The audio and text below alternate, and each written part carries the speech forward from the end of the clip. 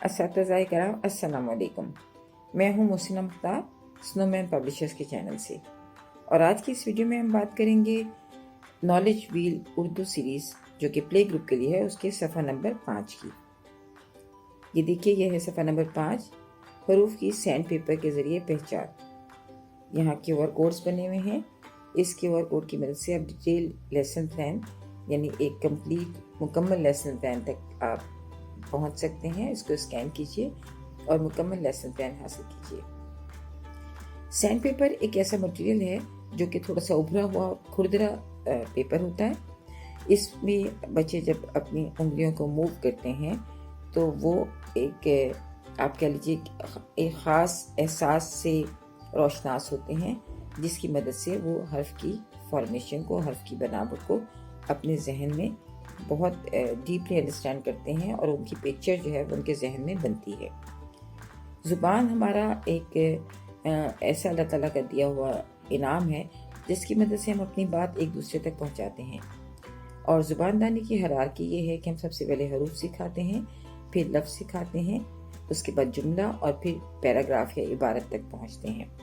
تو اردو ہماری قومی زبان ہے، ہمیں اس پر خاص توجہ دینے کی ضرورت ہے۔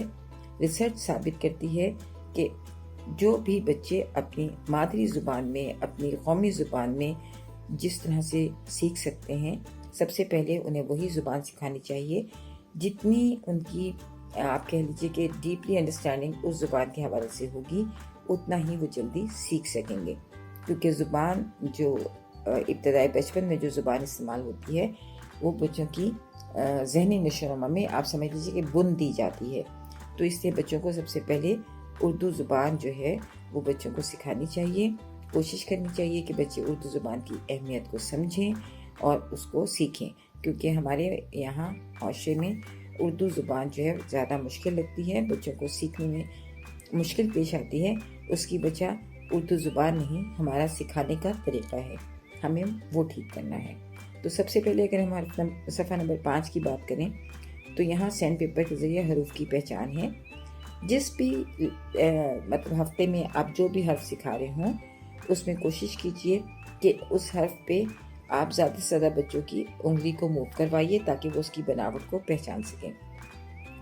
اس صفحے پر جو حروف ہیں آپ ان کو کاٹ بھی سکتے ہیں، ان کے فلیش کارڈز بنا سکتے ہیں، اور آپ چاہیں تو کتاب پہ ہی جس بھی حرف کو آپ ہفتے میں پڑھا رہے ہوں اس پر آپ فنگر موو کرا سکتے ہیں۔ اس کی مدد سے بچوں کی ایک تو آبزرویشن جو اسکل ہے، یعنی مشاہداتی جو اسکل ہے، مہارت ہے، وہ امپروو ہوتی ہے، وہ بہتر ہوتی ہے، اور اس کے ساتھ ساتھ ان کی جو فائن موٹر اسکلز ہیں، یعنی انگلیوں کے جو مسلز ہیں، انگلیوں کے جو عضلات ہیں وہ مضبوط ہوتے ہیں، اور اس کے ساتھ ساتھ بچے جو ہیں ملٹی سینسری لرنر یعنی حواس خمسہ کو استعمال کرتے ہوئے یہ حروف کو سیکھتے ہیں۔ تو کوشش کیجئے کہ بچوں کی زیادہ سے زیادہ جو فنگر موومنٹ ہے ان سینڈ پیپر پہ حروف پر، وہ بچوں کی زیادہ سے زیادہ آپ انگلیوں کو موو کروائیے تاکہ بچے